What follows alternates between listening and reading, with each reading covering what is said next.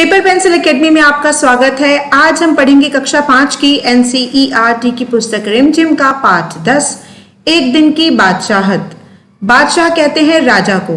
राजा अपनी प्रजा या अधिकारियों को आदेश देता है।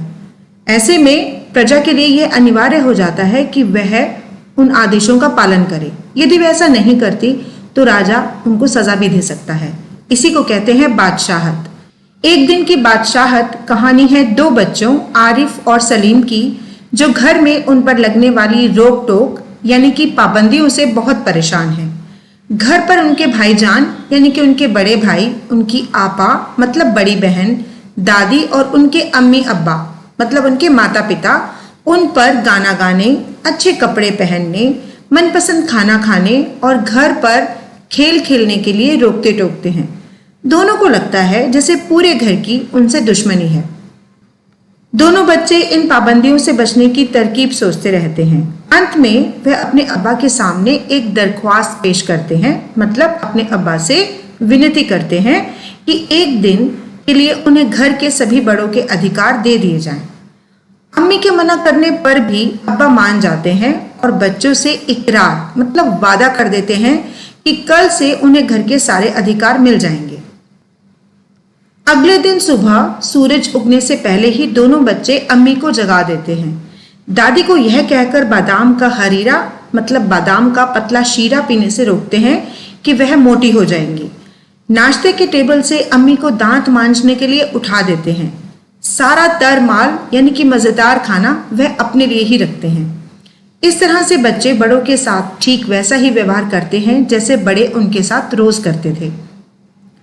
यहां तक कि अब्बा जब अपने दोस्तों के साथ बैठकर गजल गा रहे होते हैं, उस समय उन्हें यह कहकर डांटा जाता है कि उनके ऑफिस का समय हो गया है। ऑफिस जाते समय 5 रुपए मांगने पर उन्हें यह कहकर मना कर दिया जाता है कि गाड़ी में तो पेट्रोल है, वह पैसों का क्या करेंगे। खानसामा मतलब रसोइया को खाने में सिर्फ मिठाई बनाने के लिए ही कहा जाता है। अम्मी जब टोकती हैं कि मिठाई से रोटी कैसे खा सकते हैं, तब उन्हें यह कहकर चुप करा दिया जाता है कि जैसे वह रोज मिर्ची के सालन के साथ रोटी खाते हैं। भाईजान को यह कहकर उनके दोस्तों के साथ फिल्म देखने के लिए मना कर दिया जाता है कि उनके इम्तिहान मतलब परीक्षा नजदीक है, उन्हें सिर्फ अपनी पढ़ाई पर ध्यान देना चाहिए। आपा जब भारी साड़ी पहनकर अपने कॉलेज के फंक्शन के लिए तैयार होती है तो उन्हें तुरंत यह कहकर साड़ी बदलने के लिए कहा जाता है कि शाम तक यह साड़ी खराब हो जाएगी। उन्हें सफेद वॉयल की साड़ी पहनने को कहा जाता है। आरिफ और सलीम का इस तरह का व्यवहार देखकर भाईजान और दादी ने उन पर हाथ उठाना भी चाहा, लेकिन तभी उन्हें ध्यान आया कि आज वह ऐसी हरकत नहीं कर सकते। बच्चों के इस तरह के व्यवहार से बड़ों को इस बात का एहसास हो जाता है कि उनके द्वारा बच्चों के साथ किस तरह का व्यवहार किया जा रहा था। उन्हें अपनी गलती का एहसास हो जाता है और अगली सुबह से घर का माहौल बदल जाता है। बच्चों, अब हम करेंगे एक दिन की बादशाहत के प्रश्न उत्तर। हमारा पहला शीर्षक है कहानी की बात और पहला प्रश्न है अब्बा ने क्या सोचकर आरिफ की बात मान ली। उत्तर होगा उन्होंने सोचा कि बच्चों की बात कभी कभी मान लेनी चाहिए। उन्हें जिज्ञासा भी थी कि देखें बच्चे कैसे क्या करते हैं। प्रश्न 2 है वह एक दिन बहुत अनोखा था जब बच्चों को बड़ों के अधिकार मिल गए थे। वह दिन बीत जाने पर इन्होंने क्या सोचा होगा, आरिफ ने, अम्मी ने, दादी ने। तो इस प्रश्न का उत्तर आप कुछ इस तरह से लिखिए। आरिफ ने सोचा होगा कि कितना अच्छा होता अगर रोज ऐसा ही दिन होता, फिर उसे मजा ही मजा आता। अम्मी ने सोचा होगा कि बच्चों की मर्जी भी सुननी चाहिए, उन पर हमेशा पाबंदियां नहीं लगानी चाहिए। दादी ने सोचा होगा कि अच्छा हुआ वह एक दिन बीत गया, नहीं तो ये बच्चे नाक में दम कर देते। अगला शीर्षक है तुम्हारी बात और उसके अंतर्गत आने वाला पहला प्रश्न है अगर तुम्हें घर में एक दिन के लिए सारे अधिकार दे दिए जाएं तो तुम क्या क्या करोगी। तो आप इस प्रश्न का उत्तर कुछ इस तरह से लिख सकते हैं, जैसे टीवी पर अपने मनपसंद प्रोग्राम देखूंगी, जी भरकर मनपसंद जंक फूड खाऊंगी, अपने दोस्तों के साथ खूब खेलूंगी। इसके अलावा भी आप घर पर सारे अधिकार मिलने पर जो करना चाहेंगे वो लिख सकते हैं।